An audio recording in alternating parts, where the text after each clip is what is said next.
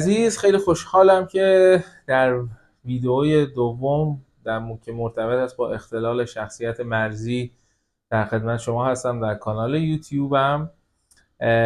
میخوام در این ویدئو در رابطه با ویژگی‌های تشخیصی این اختلال، شیوعش، بروز و سیرش، عوامل خطرساز و عوامل مربوط به پیشاگهیش، مسائل تشخیصی مرتبط با فرهنگ، مسائل تشخیصی مرتبط با جنس و جنسیت و همچنین ارتباط با افکار یا رفتار خودکشی صحبت بکنم که همه اینها بر طبق کتابچه تشخیصی انجمن روانشناسی امریکا یا DSM-I در واقع هست و فکت های بسیار مهمی هست که خب لازم هست همه ما بدونیم، یا اگر حالا شما با شخصی در ارتباط هستین که تشخیص این اختلال درش گذاشته شده، خب دونستن اون خالی از لطف نیست. اما پیش از اینکه شروع بکنم این مسئله رو، خیلی مایل هستم که در رابطه با 4 طرحواره‌ای صحبت بکنم و نیاز پشت اون طرحواره‌ها که فعالیت اونها منجر به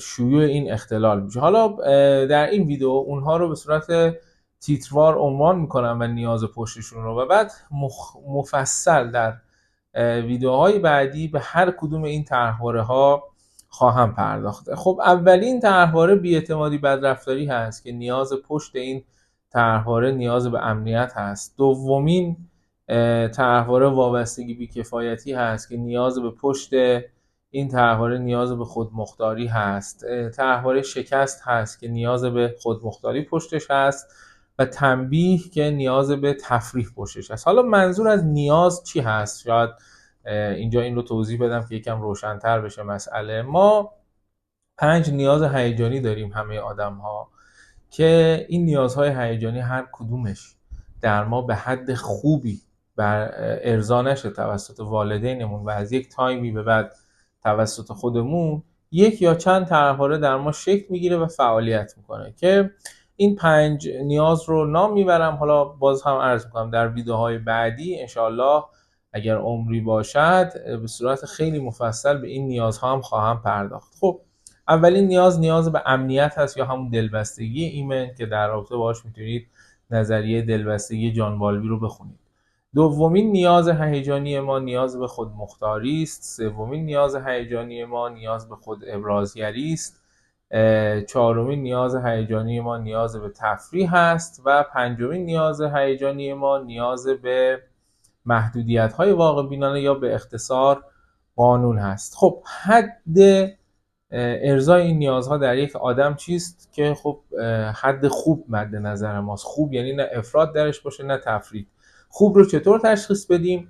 خوب با توجه به زیست یک آدم، محیط خانوادگی، محیط فرهنگی، اقتصادی، جغرافیایی، مسائل مذهبی، حتی مسائل سیاسی میتونه متفاوت باشه و این تشخیصش دیگه با افراد اون خانواده، افراد اون جامعه و افرادی هستن که در اون محیط دارن زندگی میکنن و حدی رو یا درصدی رو نمیشه براش واضح در واقع عنوان کرد. چیزی که عنوان شده حد خوب هست. حالا این خوب در هر شرایطی متفاوت است. خب برگردیم سر اختلال شخصیت مرزی و ویژگی هایی که همراه ممیز تشخیص اون هستند. خب افراد مبتلا به اختلال شخصیت مرزی ممکنه در لحظه به ثمر رسیدن یک هدف الگویی از تزلزل شخصی نشون بدن، مثل ترک کار، مثل ترک تحصیل، درست در زمانی که اون هدف داره به بار میشینه. به طور مثال در حال نوشتن پایان نامه هست، سالهای تحصیل تموم شده یا دیگه نزدیک دفاع پایان نامه است، یکو همه چیز رو میذاره کنار و دیگه ادامه نمیده، یا در یک شغلی موفق شده داره مراحل پیشرفت رو پشت سر میذاره، حالا که به یک سمتی رسیده حقوق بالایی میخواد دریافت کنه، یکو اون شغل رو ترک میکنه. عملا پسرفت در واقع ما اسمش رو میذاریم، پسرفت در زمان موفقیت یا تخریب یک رابطه مطلوب. یعنی مثلا چندین سال وارد یک رابطه امن شده، خب شناخت ها حاصل شده، اما در لحظه ای که حالا اون رابطه به هر شکل میخواد به بار بشینه، یکو اون رابطه رو ترک میکنه، درست هنگامی که امکان تداوم رابطه از قبل خیلی بیشتر هست. برخی افراد در طی دوره‌های استرس دچار این علائم شبه روانپریشی میشن، مثل توهم، تحریف واقعیت، افکار هیتاکوژیک، توهمات پیش از خواب که هیتاکوژیک میشه توهمات پیش از خواب. افراد دچار این اختلال ممکنه با اشیاءگذاری، یعنی مثلا داشتن یک حیوان خانگی یا چند حیوان خانگی، تمام وقتش رو صرف در واقع مراقبت از حیوانات خانگی میکنه، یا حتی مثلا وسیله بیجان بیش از روابط فردی براش ارزشمند هست و احساس امنیت و آرامش بیشتری میکنه با این اشیاء گذاری. میتونه حالا یه گلدون باشه یا یه کتابخونه باشه یا حتی تعداد کتابهایی باشه که به اون کتابخونه اضافه میشه و با اونها احساس امنیت بیشتری میکنه تا وارد یک رابطه عاطفی بشه. در واقع ممکنه مرگ زودرس ناشی از خودکشی در بین مبتلایان به این اختلال، به ویژه در هم ابتلایی اختلال افسردگی یا مصرف مواد مخدر رخ بده. یعنی یکی از اختلالاتی که یک شخص درگیر با اختلال شخصیت مرزی داره افسردگی هستش، که همپوشانی داره و امکان داره که اون افسردگی، اون پوچیه، اون رو به سمت آسیب به خودش در واقع سوق بده. نکته بعدی که وجود داره در این ویژگی‌های تشخیصی در بین مبتلا به اختلال شخصیت مرزی، مرگ ناشی از سایر علل مثل تصادف یا بیماری 2 برابر شایع‌تر از مرگ در اثر خودکشی. اون هم در پی رفتارهای آسیب به خود، اقدام به خودکشی ناتمام میکنن که اون هم در واقع میشه اسمش رو گذاشت اختلال شخصیت نمایشی، یا برای جلب توجه این کار رو میکنن، جلب توجه ناشی از درد روانی ترک شدن، که خب امکان داره بروز معلولیت‌های جسمانی رو در پی داشته باشه. از دست دادن مکرر شغل، تحصیلات نیمه کاره و جدایی یا طلاق بین این افراد شایع است. سابقه کودک آزاری جنسی و جسمی، غفلت، تعارض خصمانه و مرگ زودرس والدین در تاریخچه دوران کودکی مبتلایان به اختلال شخصیت مرزی بیشتر از دیگران دیده میشه. بریم بحث شیوع تخمین زده شده این اختلال بر پایه احتمالات در واقع 1.4% مطرح شده که خب ارزیابی ها نشون میده در زمینه الکل و بیماری های وابسته شیوع 5.9% رو پیشنهاد شده و مرور همه‌گیرشناسی اون به شیوع میانه بین 2.7% دست یافته. شیوع اختلال شخصیت مرزی حدود 6% در محیط‌های مراقبتی اصلی، حدود 10% در میان کسانی که به صورت سرپایی در کلینیک‌های سلامت روان ویزیت میشن و حدود 20% در میان بیماران روانپزشکی بستری شده دیده شده.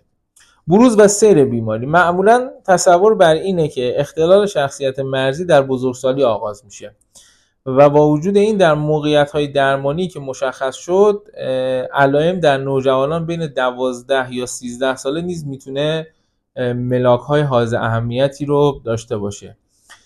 از گذشته باور بر این بوده که اختلال شخصیت مرزی اختلالی است با سیر علامتی ضعیف، یعنی خیلی نامحسوس این بیماری هست، خیلی مزمن هست و در واقع در طول زمان علائمش مشخص میشه، به طور یک باره مثلا اسکیزوفرنی یا مثل اختلال 2 قطبی دیده نمیشه، بلکه بیماری است با سیر طولانی و علائم خیلی مزمن که به اصطلاح بین افرادی در دهه 3 یا 4 زندگی شدت علائم کاهش پیدا میکنه.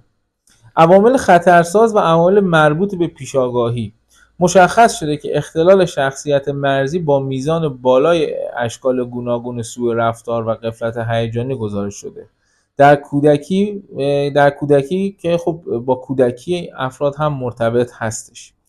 با این حال میزان گزارش شده سوء رفتار جنسی در مبتلایان بستری بالاتر از مراجعان سرپایی این اختلال است که حاکی از اون داره که سابقه سوء رفتار جنسی یک عامل خطر هم برای ابتلا به اختلال و هم برای شدت آسیب شناسی روانی اون هست. یعنی کسانی که دچار ابیوز جنسی شدن، امکان ابتلاشون به اختلال شخصیت مرزی در بین افراد دیگر بیشتر هستش. و اما مسائل تشخیصی مرتبط با فرهنگ. الگوی رفتاری مشهود در اختلال شخصیت مرزی در بسیاری از مناطق سرتاسر جهان شناخته شده است. برخی از بافتارهای اجتماعی و فرهنگی با تقاضاهای اجتماعی مشخص میشن که موجب راه اندازی تلاش‌هایی در راستای خودتأییدی و پذیرش از سوی دیگران، روابط مهم یا توأم با تعارض با مراجع قدرت یا تردیدهای بارز در انطباق میشن. این موارد میتونن باعث بروز برخی حالات شوند که عبارتن از تکانشگری، بی‌ثباتی هیجانی، رفتارهای انفجاری یا پرخاشگرانه و تجارب تجزیه‌ای مرتبط با اختلال شخصیت مرزی یا با واکنش‌های گذرا و موقعیتی به محیطی که ممکنه با اختلال شخصیت مرزی اشتباه گرفته بشه.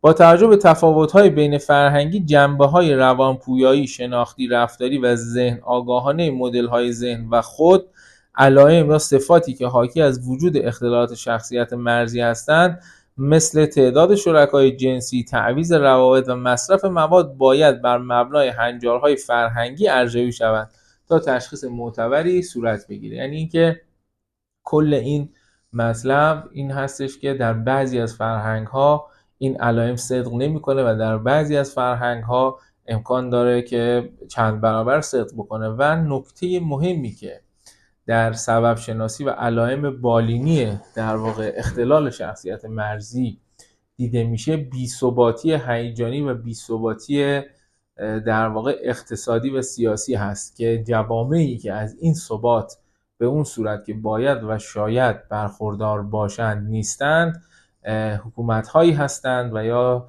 فرهنگ‌هایی هستند و یا کشورهایی هستند که افراد دارای شخصیت مرزی یا بوردرلاین بیشتری رو پرورش میدن که خب این کار رو برای اون جامعه سخت خواهد کرد. خیلی ممنونم که ما رو حمایت میکنین، من رو حمایت میکنین، سابسکرایب میکنین و اون زنگوله رو به صدا در میارید که باعث تداوم بیشتر این ویدیوها در جهت مسئولیت اجتماعی و مسئولیت در واقع آگاهی که هر فردی بر دوشش داره در قبال سایر دیگران و روابطی که در واقع در اون جامعه داره خواهد شد.